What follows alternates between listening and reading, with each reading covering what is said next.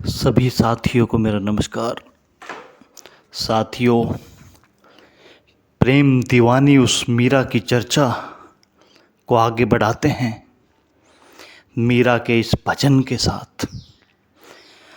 बसो मेरे नैनन में नंदलाल, मोहिनी मूरत सांवरी सूरत। मीरा कहती है, मेरी आँखों में बस जाओ नंदलाल, मेरी आँखों में तुम ही रहो। मेरी आँखें तुम्हारा घर बन जाएं, जागूं तो तुम्हें देखूं, सोऊं तो तुम्हें देखूं, आँख खोलूं तो तुम्हें देखूं, रात सपना देखूं तो तुम्हारा देखूं। यह मतलब है आँखों में बसने का, तुम्हें छोड़ूं ही ना, तुम मेरे भीतर रहने लगो। बसो मेरे नैनन में नंदलाल, मोहिनी मूरत सांवरी सूरत। ध्यान करना, भक्त की खोज सौंदर्य के माध्यम से परमात्मा की खोज है। यह भी ध्यान रखना कि इस देश में हमने कृष्ण को, राम को सांवरा कहा है। कभी कभी पश्चिम के लोगों को हैरानी होती है कि हमने सुंदरतम व्यक्तियों को सांवरा क्यों कहा, गोरा क्यों नहीं कहा। कारण है, सांवरेपन में गहराई होती है जो गोरेपन में नहीं होती। गोरापन थोड़ा सा उथला उथला होता है। गोरापन ऐसा ही होता है जैसे कि नदी बहुत छिछली छिछली तो पानी सफ़ेद मालूम पड़ता है। जब नदी गहरी हो जाती है तो पानी नीला हो जाता है, सांवरा हो जाता है। कृष्ण सांवरे थे, ऐसा नहीं है। हमने इतना ही कहा है सांवरा कहकर कि कृष्ण के सौंदर्य में बड़ी गहराई थी। जैसे नदी गहरी होती है, जहाँ जल सांवरा हो जाता है, यह सौंदर्य देह का ही सौंदर्य नहीं था। यह हमारा मतलब है। ख्याल मत लेना कि कृष्ण सांवले थे।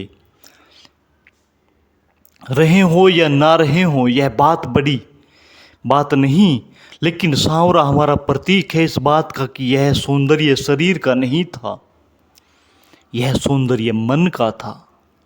मन का यह सौंदर्य आत्मा का था।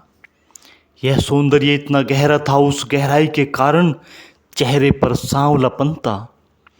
छिछला नहीं था सौंदर्य, अनंत गहराई लिए था। मोहनी मूरत सांवरी सूरत, नैना बने विशाल, बसो मेरे नैनन में नंदलाल।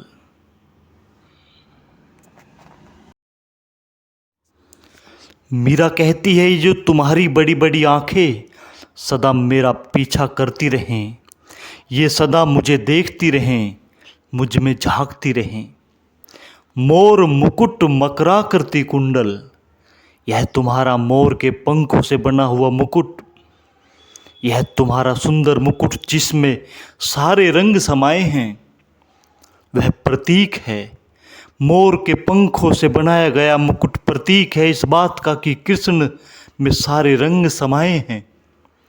महावीर में एक रंग है, बुद्ध में एक रंग है, राम में एक रंग है, कृष्ण में सभी रंग हैं। इसीलिए कृष्ण को हमने पूर्ण अवतार कहा है। सब रंग हैं। इस जगत की कोई चीज कृष्ण को छोड़नी नहीं पड़ी, सभी को आत्मसात कर लिया। कृष्ण इंद्रधनुष हैं जिसमें प्रकाश के सभी रंग हैं। कृष्ण त्यागी नहीं हैं, कृष्ण भोगी नहीं हैं। कृष्ण ऐसे त्यागी हैं जो भोगी हैं, कृष्ण ऐसे भोगी हैं जो त्यागी हैं। कृष्ण हिमालय नहीं भाग गए, कृष्ण बाजार में हैं, युद्ध के मैदान में हैं, और फिर भी कृष्ण के हृदय में हिमालय, वही एकांत, वही शांति, वही अपूर्व सन्नाटा। कृष्ण अद्भुत हैं। चुना नहीं है कृष्ण ने कुछ, सभी रंगों को स्वीकार किया। क्योंकि सभी रंग परमात्मा के हैं। मोर मुकुट मकराकृति कुंडल, अरुण तिलक दिए भाल, बसो मेरे नैनन में नंदलाल। यह जो तुम्हारा लाल तिलक, ये तुम्हारे मछली के आकार के कुंडल, ये तुम्हारा मोर के पंखों से बना हुआ मुकुट, ये तुम्हारी बड़ी बड़ी आंखें, बसो मेरे नैनन में नंदलाल। अधर सुधारस मुरली राजती, यह तुम्हारे नीचे होठ पर रखी हुई मुरली, इससे और कोई सुंदर जगह तो बैठने को मिल भी नहीं सकती।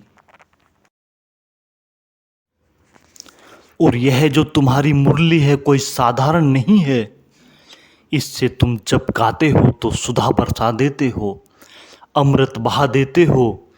कृष्ण रंग है, राग है, महावीर में कोई राग नहीं। महावीर संगीत शून्य है, कृष्ण जीवन के संगीत से भरे हैं। तो महावीर में वीतरागता की स्पष्टता है, स्वभावतः, क्योंकि एक ही रंग है, एक स्पष्ट दिशा। कृष्ण में मेला है सभी रंगों का। स्वभावतः महावीर के वक्तव्य बहुत तर्कयुक्त होंगे, क्योंकि एक ही रंग है, दूसरे रंग की बात ही नहीं। कृष्ण के वक्तव्य विरोधाभासी होंगे, क्योंकि सभी रंग हैं, अनंत रंगों का मेला है। महावीर का स्वर बिल्कुल स्पष्ट है, कृष्ण के स्वर बेबूझ हैं, अटपटे हैं। अधर सुधारस मुरली राजती, उर्वैजंती माल। कृष्ण सेतु हैं संसार में और परमात्मा में। कृष्ण ने दोनों को जोड़ा है, इसीलिए कृष्ण के संगीत में अपूर्वता है। संगीत में बांसुरी है जो संसार की है, और संगीत है जो परमात्मा का है। होंठों पर बांसुरी रखी, होंठ तो देह के हैं, लेकिन जो स्वर आ रहे हैं वे आत्मा से आ रहे हैं। यह अपूर्व सम्मिलन है। अधर सुधारस मुरली राजती, उर्वैजंती माल। वह वैजंती माला पहने हुए हो। वैजंती माला 5 रंगों की बनती है। पांचों इंद्रियों ने जो दिया है, कृष्ण ने सभी को समाहित कर लिया, समाविष्ट कर लिया। कृष्ण ने आंखें नहीं फोड़ी, कान नहीं रोंदे, हाथ नहीं काटे। कृष्ण ने इंद्रियों को नष्ट नहीं किया। कृष्ण इंद्रियों की सारी संवेदनशीलता को पचा गए। कृष्ण इंद्रियों के शत्रु नहीं। कृष्ण में जीवन का निषेध नहीं, जीवन का परिपूर्ण स्वीकार है, अहोभाव से स्वीकार है। कृष्ण जैसा व्यक्ति पूरे मनुष्य जाति के इतिहास में खोजना कठिन है, क्योंकि कहीं न कहीं कोई न कोई चीज़ कम मालूम पड़ेगी। ईसाई कहते हैं जीसस कभी हंसे नहीं। क्यों? क्योंकि जीसस गंभीर हैं, कैसे हंस सकते हैं? तो जीसस बड़ी संगत हैं, कृष्ण खिलखिलाकर हंस सकते हैं, और इसमें उनकी गंभीरता में बाधा नहीं पड़ती। यह हंसना उनकी गंभीरता का खंडन नहीं होता। उनमें विरोध एक दूसरे को संभालते हैं, समृद्ध करते हैं। ध्यान रखना, दुनिया का कोई भी संत कृष्ण जैसा रस से सरोवर नहीं है। कुछ है और बड़ी मात्रा में है, लेकिन कुछ बिल्कुल नहीं।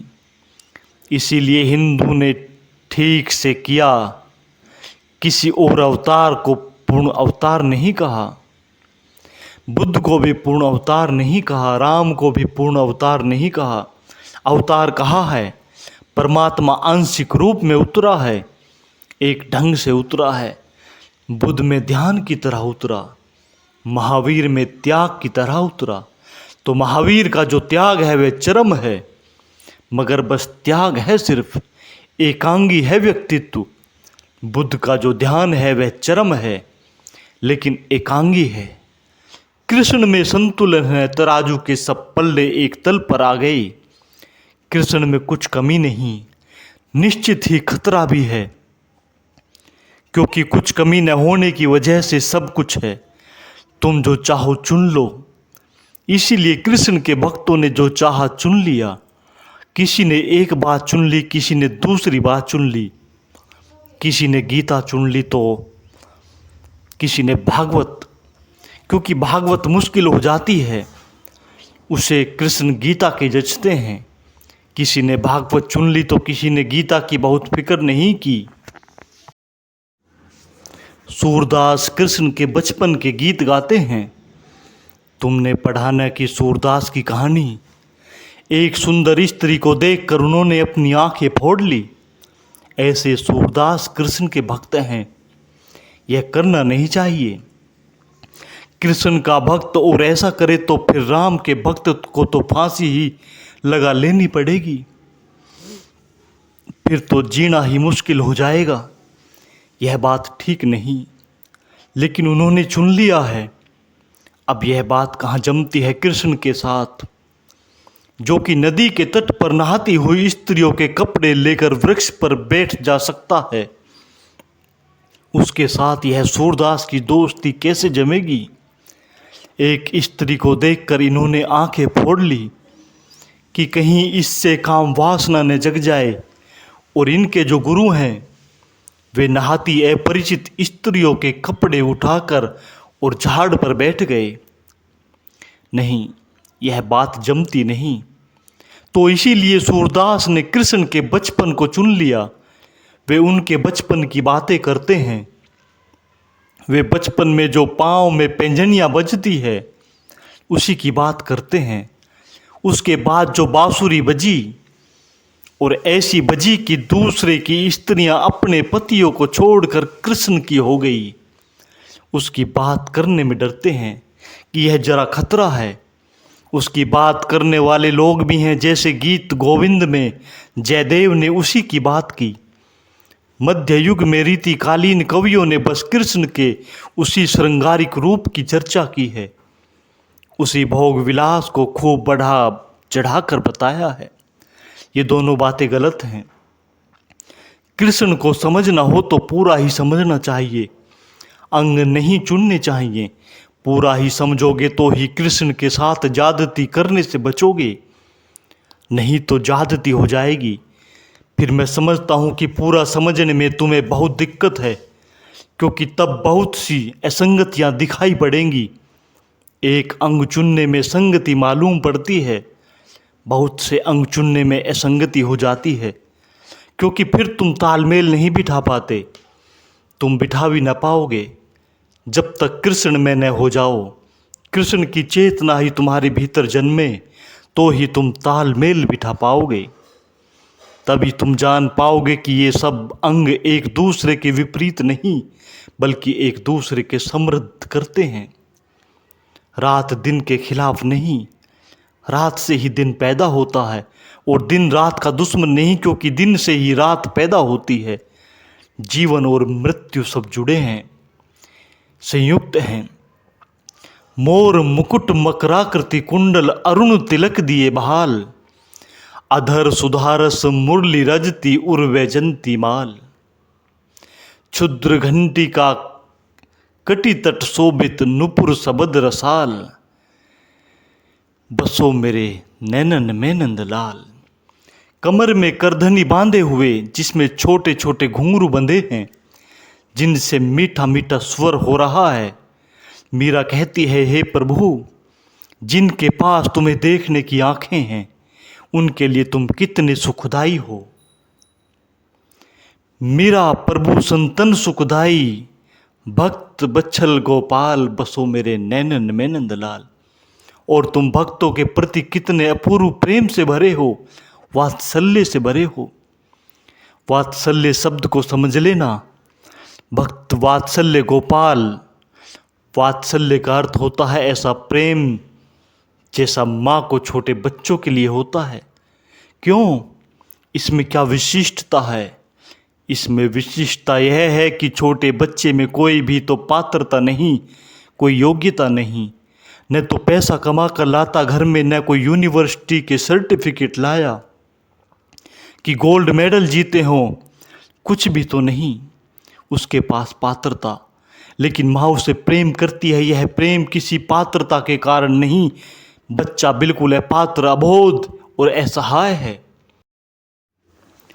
बच्चे से कुछ भी तो उत्तर में नहीं लिया जा सकता, मिल भी नहीं सकता, इसलिए सौदा नहीं इसमें, देना ही देना है। तो जब मीरा कहती है भक्त बत्सल गोपाल, तो वह यह कह रही है कि मैं अपात्र हूँ, मैं असहाय हूँ, मेरी कोई योग्यता नहीं, प्रत्युत्तर में देने को मेरे पास कुछ भी नहीं, फिर भी तुम देते हो। यह वात्सल्य है। वात्सल्य बेशर्त प्रेम का दान है। जब एक तरफ से दिया जाता है तो दूसरी तरफ योग्यता भी नहीं होती लेने की, और तो देने की बात अलग। बच्चे में योग्यता भी नहीं होती लेने की कि वह इतना भी कह दे माँ को कि धन्यवाद। धन्यवाद भी देने की क्षमता अभी उसकी नहीं, अभी बोल भी नहीं सकता बच्चा। यह होता है वात्सल्य प्रेम। भक्त की दशा ऐसी ही है, लेकिन भक्त रो सकता है, पुकार सकता है, जैसे छोटा बच्चा पुकारता और रोता है। भक्त का भरोसा रोने में और पुकारने में है। हम बुरे ही सही, अच्छा भी मिलेगा अब कौन, यूं नहीं करते हर बात पर झगड़ा देखो। भक्त कहता है हम बुरे ही सही, अच्छा भी मिलेगा अब कौन, और तुम्हारी आँख में जो अच्छा दिखाई पड़ सके वैसा हो भी सकता है। तुम्हारी आँख में जो अच्छा उतर सके, तुम्हारी कसौटी पर जो कसा जा सके, ऐसा हो भी सकता है। किसी योग्यता, किसी क्षमता की परमात्मा की कसौटी पर उतर जाए और कह सके कि मैं ठीक पात्र हूँ, यह तो अहंकार की ही घोषणा होगी। तो भक्त यह नहीं कहता, भक्त कहता है हम बुरे ही सही, अच्छा भी मिलेगा अब कौन, यूं नहीं करते हर बात पर झगड़ा देखो। हरि मोरे जीवन प्राण आधार, और आसिरो नहीं तुम बिन, तीनों लोक मझार। कहती है मीरा की तीनों जगत को खूब मंझार कर देख लिया, छान छान कर देख लिया, द्वार द्वार दरवाजे दरवाजे खटक खटा लिए। हरि मोरे जीवन प्राण आधार, तुम्हारे बिना और कोई मेरा आसरा नहीं, और आसिरो नहीं तुम बिन, तीनों लोक मझार। आप बिना मोही कुछ ना सुहावे, निरखो सब संसार, बसो मेरे नैनन में नंदलाल। एक एक चीज की परख कर ली, सब धोखा ही धोखा पाया। जिनको अपना माना वे बीच में छोड़ कर चले गए, जिन पर भरोसा किया धोखा दे गए। जहाँ फूल समझे वहाँ कांटे पाए, जहाँ प्रेम की झलक दिखी खोजने पर सिर्फ घृणा का जहर मिला। दौड़े बहुत मरुस्थलों में मरुद्यानों की तलाश में, लेकिन जब भी हाथ आई तो रूखी रेत ही हाथ आई। आप बिना मोही कछु न सुहावे, निरखो सब संसार। मीरा कहे मैं दास रावरी, मीरा कहती है मैं तो दास हूँ, मैं तो दासी हूँ, दीजियो मति विसार। और तो क्या कहूँ, मैं जितना बनता है याद रखती हूँ, लेकिन मेरे याद रखने से क्या होगा। अगर तुमने याद न किया, अकेले मेरे याद करने से क्या होगा। अगर तुमने विसार दिया तो भक्त कहता है मैं याद करता हूँ, लेकिन मेरी याद भी मेरी जैसी कच्ची है, मेरी याद भी मेरी अपात्रता से भरी है। मैं भूल भूल भी जाऊं तो तुम भूल मत जाना। और अंत में अपनी वाणी को विराम देता हूँ। आगे भी मीरा के भजन और शब्दों की चर्चा हम जारी रखेंगे। सुनने के लिए बहुत बहुत धन्यवाद।